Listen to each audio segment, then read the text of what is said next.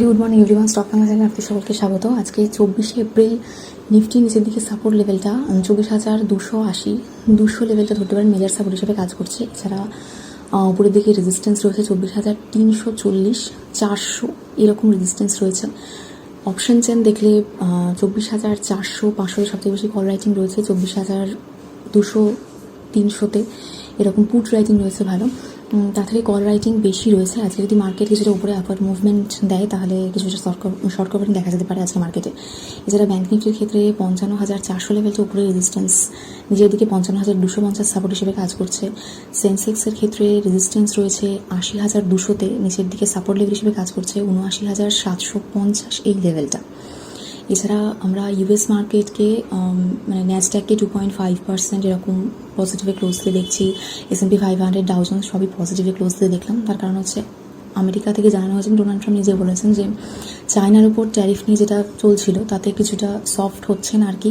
সাবস্টান্সিয়ালি চায়নার ট্যারিফ কমতে পারে, 50 থেকে 55% এরকম ট্যারিফ চলতে পারে। ফলে যে কনফ্লিক্টটা আমরা দেখছিলাম সেটা কিছুটা আর কি ঠিকঠাক হবে, সেই জন্য মার্কেটের পজিটিভ রিয়াকশান ছিল। এছাড়াও ওদের যে ইন্টারনাল কনফ্লিক্ট চলছিল ট্রাম্পের সাথে ফেড চেয়ারম্যান পওয়েলের, সেখানে ফার্স্টে তো ওনাকে আর কি পওয়েলকে মেজর লুজার বলেছেন উনি, মানে নিজের কোনো নলেজ নেই। ব্রিক্সের এসটাকে উনি স্পেন ভাবেন কোনো সময়।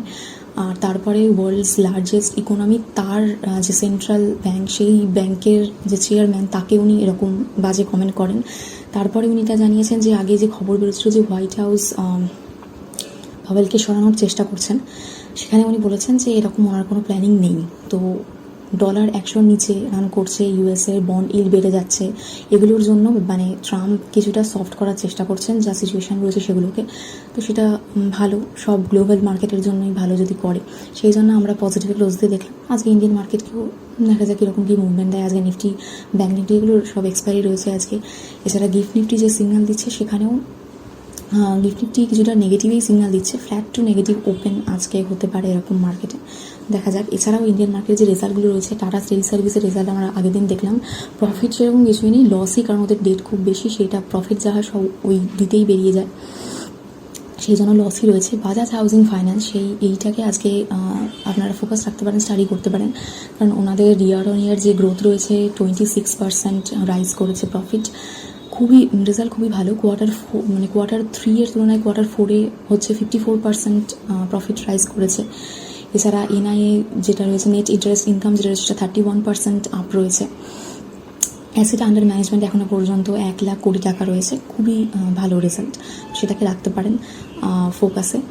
এছাড়া এলআইটি যে মাইন্ড ট্রি, সেখানে নেট প্রফিট দেখছি কোয়ার্টার অন কোয়ার্টারে যে 4% আপ রয়েছে। এছাড়া 45 টাকা ওরা পার শেয়ার ডিভিডেন্ড ঘোষণা করেছে।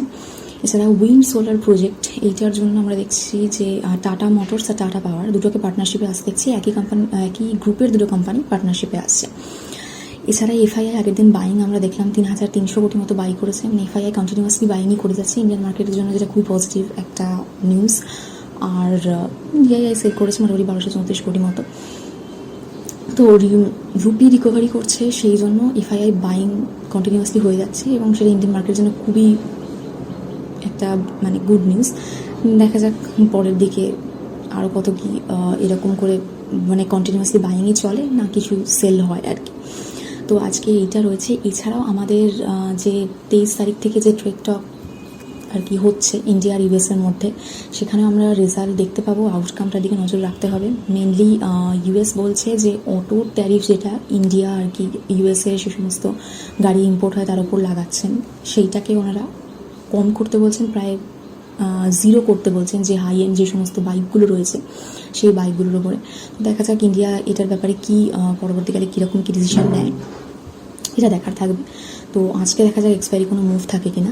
এছাড়া কাশ্মীরের ওই ঘটনার পর আমরা আগের দিন জম্মু কাশ্মীর ব্যাংকেও নিয়ে মোটামুটি 9% মতো পড়ে যেতে দেখলাম।